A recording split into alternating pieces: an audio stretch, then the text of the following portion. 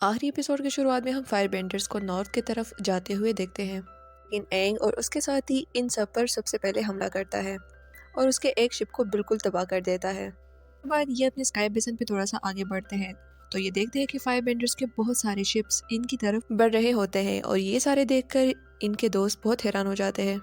और इसके पीछे जूको और उसके चाचा भी आगे बढ़ते हैं। पर जुको के चाचा जुको को एक रास्ता बताता है कि तुम उस रास्ते से उस जगह पर बहुत जल्दी पहुंच सकते हो।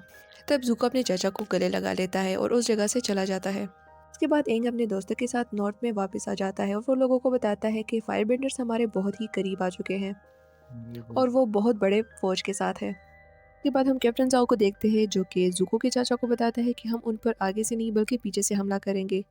तभी वो उनको अपना हवाई जहाज दिखाता है। साथ कमांडर जाओ उस बर्फ की बड़ी दीवारों पर हमला करता है।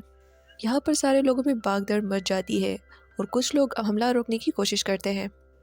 यहाँ पर कटारा वाटर बेंडिंग के गुरु को कहता है कि हमें इजाज़त दे दो, हम औरत भी लड़ सकते हैं। पहले तो वो उसे मना करता है लेकिन बाद में मान जाता है। सोका को कहता है कि मेरी बेटी का ख्याल रखो और इसे यहाँ से लेकर जाओ।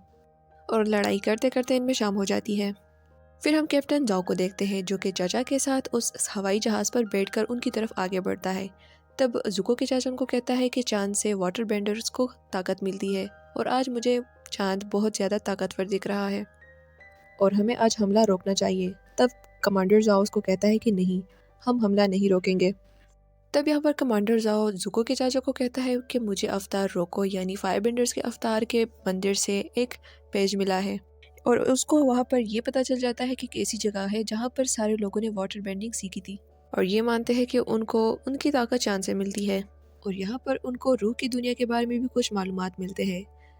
तब जुको के चाचा कमांडर जाओ को कहता है कि तुम रूह की दुनिया में छेड़छाड़ करने का तो नहीं सोच रहे, है कि तुम समंदर और चांद की रूह को ख़त्म करने का तो नहीं सोच रहे। कमांडर जाओ उसको कहता है कि नहीं, मैं सिर्फ चांद को ख़त्म करने वाला हूँ और ये कहकर वहाँ से चला जाता है। दूसरी तरफ हम देखते हैं कि सोका उस राजकुमारी को बचाता है और वहाँ पर ऊपर से बहुत बड़ी बर्फ गिर जाती है। तब यहाँ पर मोमो जो इसका साथी होता है वो उस बर्फ के नीचे आ जाता है और जख्मी हो जाता है। तब राजकुमारी सोका को कहती है कि मैं इसकी मदद कर सकती हूँ। अब ये दोनों एक ऐसी जगह पर आता है जहाँ पर मौसम काफ़ी गर्म होता है और वो सोका को कहती है कि जब मैं बीमार थी तो मेरा गुरु मुझे यहाँ पर लेकर आए थे। तब वो यहाँ पर उस मोमो को भी वापस ठीक कर देती है।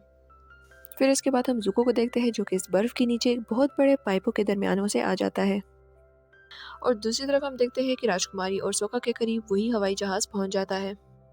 दूसरी तरफ हम कटारा और एंग को देखते हैं जिसके पीछे जुको भी आ जाता है। तब कटारा एंग को कहती है कि तुम जाओ यहाँ से, मैं इनसे निपट लूंगी और यहाँ पर जुको और कटारा की फाइट शुरू हो जाती है। यहाँ पर कटारा जुको के ऊपर पानी फेंक देती है और उसको बर्फ बना लेती है। फिर सोका और राजकुमारी के करीब एंग भी आ जाता है। एंग इन दोनों को बताता है कि वो चांद और समंदर की रूह को ख़त्म करने वाले हैं। फिर राजकुमारी कहती है कि ऐसा करके तो हमारा वजूद ख़त्म हो जाएगा क्योंकि मेरे साथ रूह की दुनिया जुड़ी है।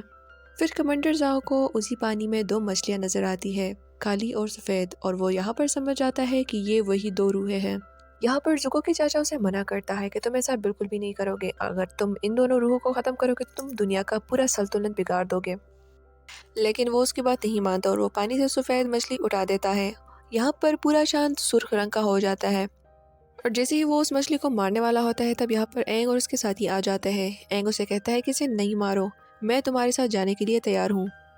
तब कमांडर जाओ अवतार को कहता है कि मुझे तुम्हारी कोई ज़रूरत नहीं है, मैं इस दुनिया पर कब्जा करके इस पर राज कर सकता हूँ।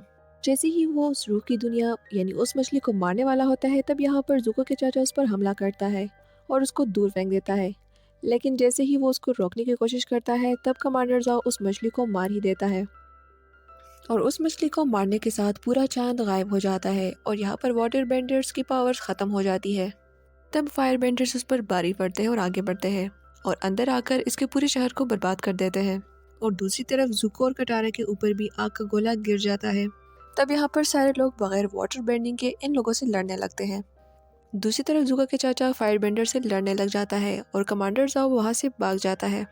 तब एंग अवतार के रूप में आकर उस दूसरी मछली के साथ जुड़ जाता है। तब राजकुमारी उसे कहती है कि ऐसा मत करो, ऐसा करके तुम पूरी तरह गायब हो जाओगे। तब अवतार उस मछली के साथ जुड़कर एक बहुत बड़ा वाटर मॉन्स्टर बन जाता है और वो आगे बढ़ के फायर बेंडर से लड़ने लगता है। यहाँ पर जुको के चाचा को भी जुको मिल जाता है और उसे गले लगा लेता है। से कहता है कि अब यहाँ से चलो, हम अवतार को नहीं पकड़ सकते। तब ज़ूको कमांडर ज़ाओ को देखकर उस पर हमला करता है और कमांडर ज़ाओ उसको देखकर काफ़ी हैरान हो जाता है क्योंकि वो सोचता है कि मैंने तो ज़ूको को मार दिया था उस कश्ती में। और यहाँ पर उन दोनों की लड़ाई शुरू हो जाती है। पर ज़ूको कमांडर ज़ाओ पर भारी पड़ता है। तब कमांडर ज़ाओ उसको कहता है कि ये सब करके तुम क्या साबित करना चाहते हो अपने बाप को, क्योंकि वो तुम्हारे साथ एक गेम खेल रहा है। और उसे कहता है कि तुम्हारे बाप तुम्हें इस्तेमाल कर रहा है तुम्हारी बहन को उकसाने के लिए। कहता है कि तुम्हें क्या लगता है यहाँ पर पहुँचने की मदद मेरी किसने की? और वो तुम्हारी बहन है क्योंकि वो तुमसे ज़्यादा ताकतवर है। अब ये बात सुनकर ज़ुको को गुस्सा आता है और वो उसके चोट देता है। तब कमांडर ज़ाओ पीछे से आकर ज़ुको पर हमला करता है, लेकिन यहाँ पर ज़ुको के चाचा उसको जान से मार देता है। दूसरी तरफ अवतार भी उस मॉन्स्टर के जरिए सारी कश्तियों को तबाह कर देता है और वो एक एक करके सारे फायरबेंडर्स को ख़त्म कर देता है और पानी का बहुत बड़ा लेयर बनाकर सारी कश्तियों को पीछे धकेल देता है। तब सोक्का उस राजकुमारी को कहता है कि कोई तो तरीका होगा कि हम उस चांद को बचा सके और एंग को वापस ला सके। और राजकुमारी कहती है कि जब मैं छोटी थी तो चांद ने मुझे एक नई जिंदगी दी थी और अब उसको लौटाने का वक्त आ चुका है। सोका को कहती है कि मुझे अपनी जान की कुर्बानी देनी होगी चांद के लिए और वो उस मछली को लेकर पानी के अंदर चली जाती है। तब सोका उसको काफ़ी मना करता है कि ये सब ना करो।